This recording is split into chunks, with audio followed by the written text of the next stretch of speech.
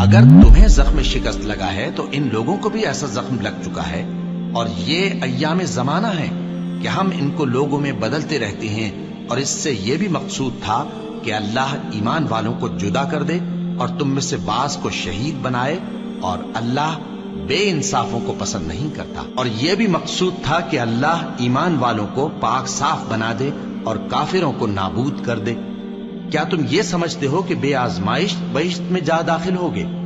حالانکہ ابھی اللہ نے تم میں سے جہاد کرنے والوں کو تو اچھی طرح معلوم کیا ہی نہیں، اور یہ بھی مقصود ہے کہ وہ ثابت قدم رہنے والوں کو معلوم کرے،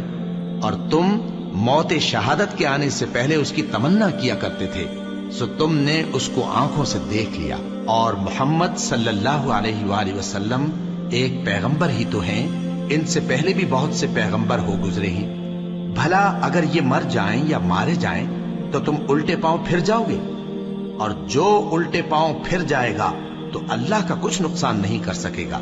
اور اللہ شکر گزاروں کو بڑا ثواب دے گا۔ اور کسی شخص میں طاقت نہیں کہ اللہ کے حکم کے بغیر مر جائے،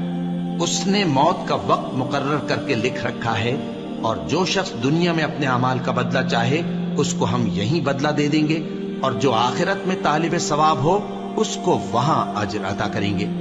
اور ہم شکر گزاروں کو عنقریب بہت اچھا صلہ دیں گے۔ اور بہت سے نبی ہوئے ہیں جن کے ساتھ ہو کر اکثر اہل اللہ دشمنوں سے لڑے ہیں، تو جو مصیبتیں ان پر اللہ کی راہ میں واقع ہوئیں ان کے سبب انہوں نے نہ تو ہمت ہاری اور نہ بزدلی کی، نہ کافروں سے دبے، اور اللہ استقلال رکھنے والوں کو دوست رکھتا ہے۔ اللہ اکبر، اللہ